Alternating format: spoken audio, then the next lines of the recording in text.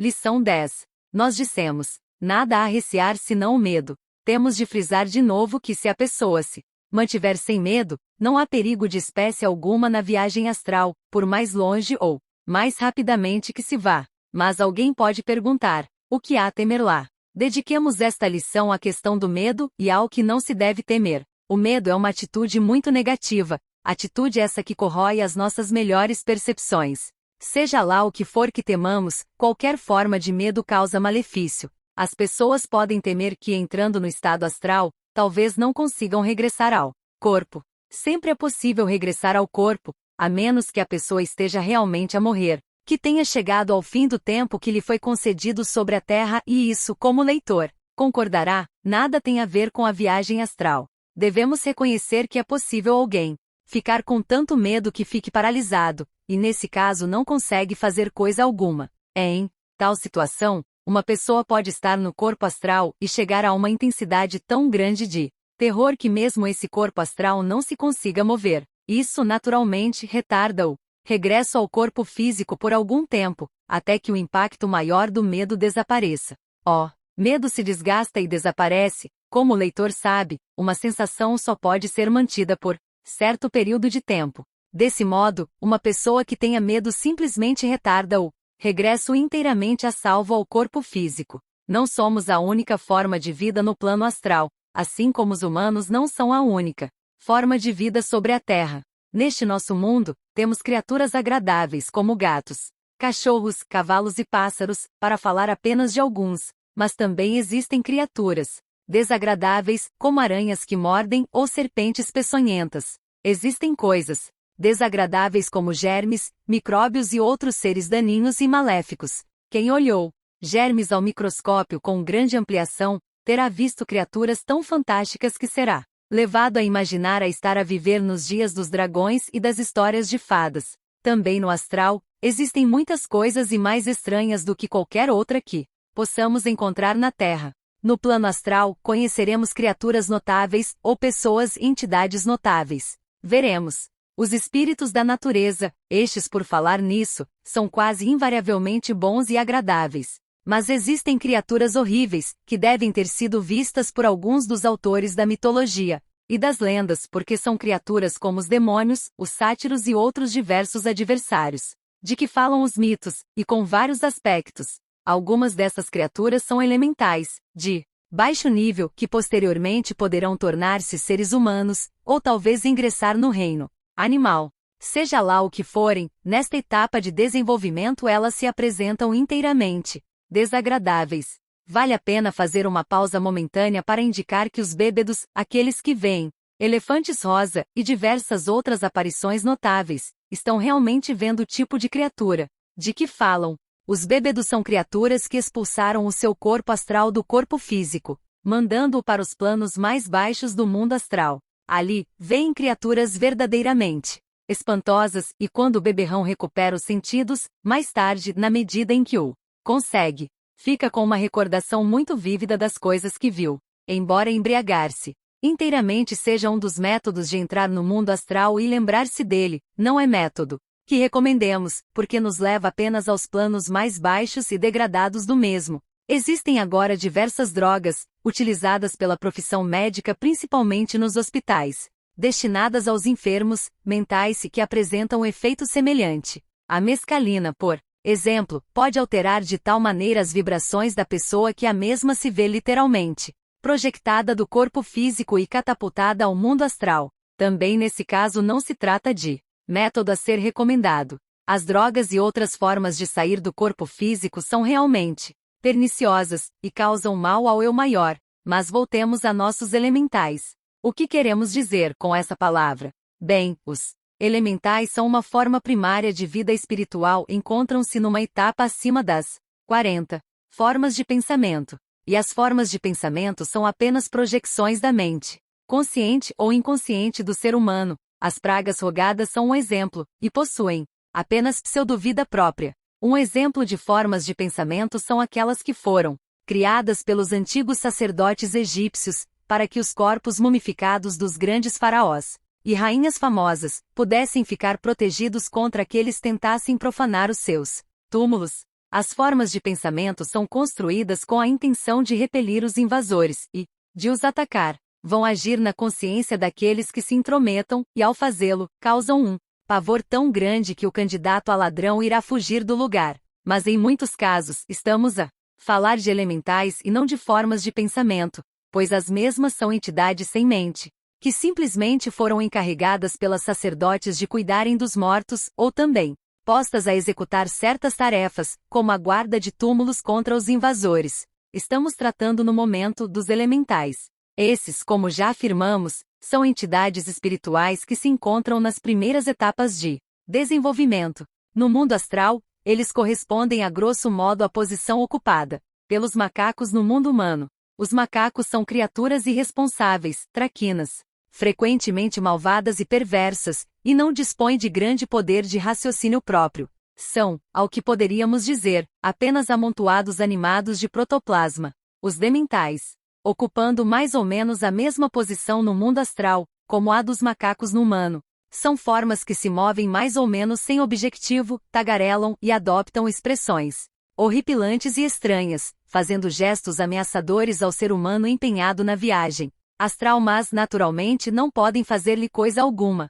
Tenha isso sempre presente. Eles não lhe podem fazer mal. Se você já teve o infortúnio de ir a um hospital de doentes mentais e ver casos realmente graves de desarranjo mental, terá recebido um choque pelo modo como alguns dos piores casos se aproximam de si e fazem gestos ameaçadores, ou possivelmente destituídos de sentido. Eles babam, mas se encontrarem decisão e frontalidade, por serem criaturas com mentalidade muito inferior, sempre recuam. Quando você segue pelos planos astrais inferiores, poderá encontrar algumas dessas entidades, algumas dessas criaturas estranhas, exóticas. Às vezes, se o viajante for tímido, essas criaturas se aglomeram ao redor e tentam amedrontá-lo. Não existe mal nisso, pois são inteiramente inofensivas na verdade, a menos que se tenha medo delas.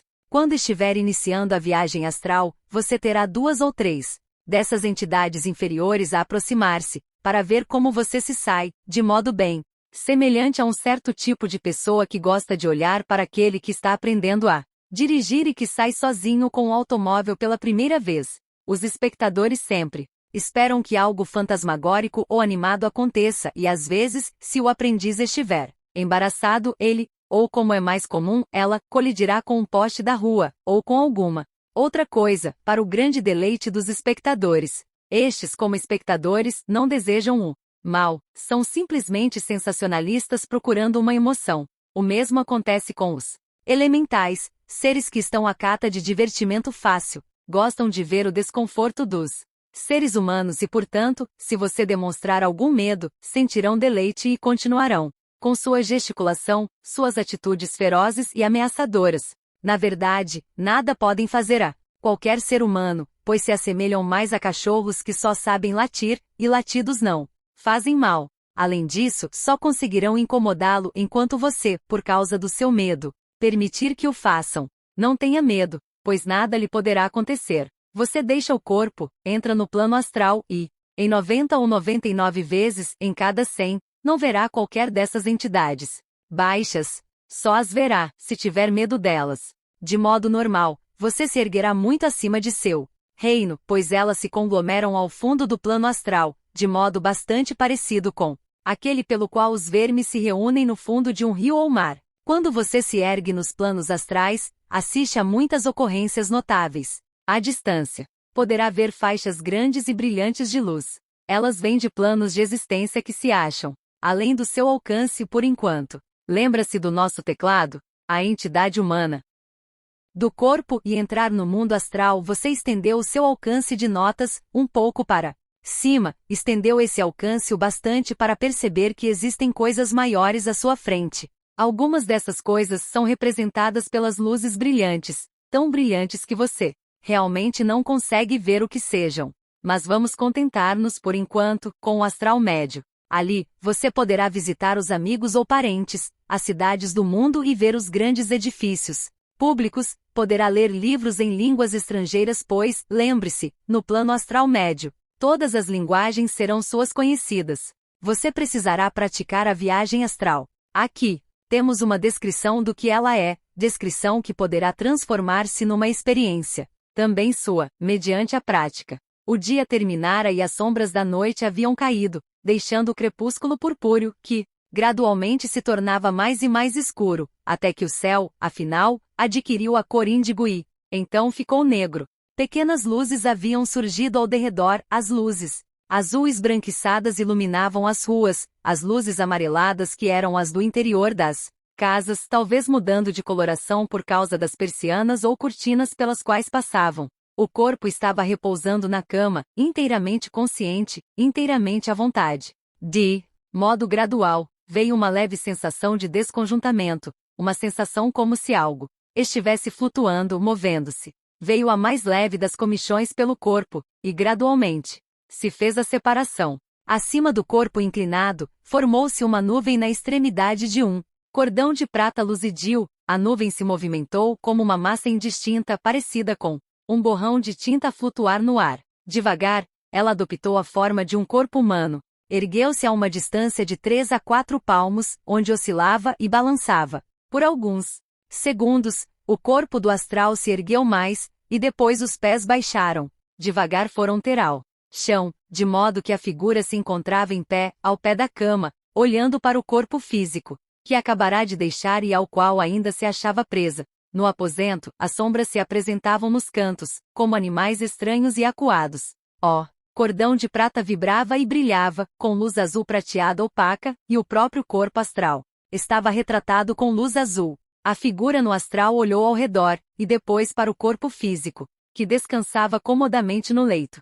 Os olhos estavam fechados, agora, mas a respiração era tranquila e leve, não havia movimento, nenhuma contorção, o corpo parecia repousar comodamente. O cordão de prata não vibrava, de modo que não havia qualquer indicação de inquietude. Satisfeita, a forma astral ergueu-se silenciosa e vagarosamente no ar, passou pelo tecto do aposento e pelo telhado fino, indo ter ao ar da noite. O cordão de prata alongou-se, mas não diminuiu em grossura. Era como se a figura astral fosse um balão cheio de gás, amarrado à casa que fosse o corpo físico. A figura astral ergueu-se até estar a 20, 50, 100 metros acima dos telhados. Ali, ela se deteve, flutuando ociosamente, olhando ao redor. Das casas de toda a rua, e das ruas além, vinham as luzes azuis e débeis que eram os cordões de prata de outras pessoas. Elas se estendiam para cima, desaparecendo a uma distância imensurável. As pessoas sempre viajam à noite, quer saibam disso ou não, mas apenas as favorecidas, as que praticam, voltam com pleno conhecimento do que fizeram. Essa forma astral flutuava acima dos telhados, olhando ao redor, decidindo aonde ir. Finalmente resolveu visitar uma terra distante, muito distante. No mesmo momento em que essa decisão foi tomada, ela partiu em velocidade fantástica, seguindo quase com a rapidez do pensamento pelo país, atravessando os mares, e ao atravessar o mar, as grandes ondas do mesmo pareciam subir, tendo as cristas brancas na parte superior. Em certo ponto de sua jornada, ela espiou para um grande transatlântico que atravessava o mar turbulento, todas as luzes acesas e com som de música vindo dos tombadilhos. A forma astral prosseguiu, sobrepujando o tempo. A noite deu lugar ao anoitecer anterior. A forma astral estava-se 42. Emparelhando com o tempo, a noite deu lugar ao anoitecer e este, a seu turno, foi ultrapassado, e tornou-se a parte inicial da manhã. Essa parte final da manhã foi deixada para trás, e logo se tomou meio-dia. Finalmente, à luz brilhante do sol, a figura astral viu aquilo que tinha vindo ver, a terra tão distante, uma terra tão amada, com pessoas a quem tanto amava. Com suavidade, a figura astral baixou à terra e se misturou, sem ser vista, ou sem ser ouvida, entre aqueles que se encontravam no corpo físico. Por fim, veio um puxamento insistente, um retorcimento do cordão de prata. A grande distância, numa terra diferente, o corpo físico que fora deixado para trás, percebia estar a amanhecer, e estava chamando seu corpo astral. Por alguns momentos, este permaneceu por ali, mas afinal, o aviso não podia ser mais ignorado. A forma de sombra subiu ao ar, pairou, imóvel por momentos como um pombo que regressa ao pombal, e depois seguiu pelos céus, reluzindo sobre a terra, sobre a água, de volta ao lugar atravessando o tecto. Outros cordões também tremiam. Outras pessoas regressavam aos corpos físicos, mas essa forma astral de que falamos desceu, passando pelo telhado e pelo tecto, indo ter sobre a figura adormecida do seu corpo físico. Devagar, com leveza, baixou e se colocou precisamente sobre aquele corpo. Devagar, com suavidade, com cuidado infinito, desceu e entrou nesse corpo físico. Por momentos, houve uma sensação de frio intenso, uma sensação de entorpecimento, de peso imenso a comprimir o corpo. Desaparecer a leveza, a sensação de liberdade, as cores vistas. No astral, ao invés disso reinava o frio. Era como se um corpo quente estivesse envergando roupas molhadas e frias. O corpo físico se agitou, os olhos abriram-se. E lá fora, surgiam as primeiras faixas leves do amanhecer, acima do horizonte. O corpo se agitou e disse: lembro-me de tudo a que assisti, durante a noite. Você também pode fazê-lo, você também pode viajar no astral, pode ver aqueles a quem ama. E quanto mais fortes os laços entre você e aqueles a quem ama, maior a facilidade com que poderá viajar.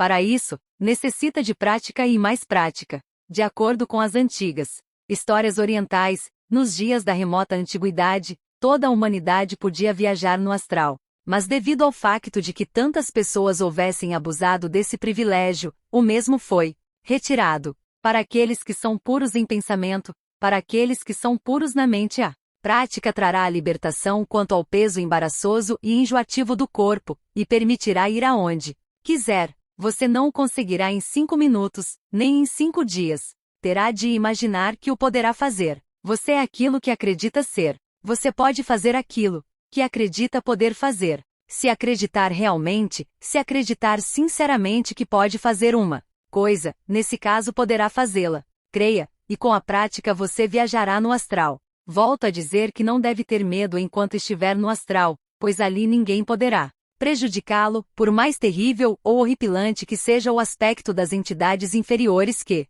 possa ver, embora talvez não as veja. Elas nada poderão fazer-lhe, a menos que você tenha medo. A ausência do medo garante sua proteção absoluta. Assim sendo, você quer praticar, quer decidir aonde vai? Deite-se na sua cama, deverá estar sozinho nela naturalmente e dizer a si próprio que esta noite vai a tal ou qual lugar ver fulano ou beltrano, e quando despertar de manhã, lembrar-se-á de tudo o que fez. A prática é o que faz com que isso se realize.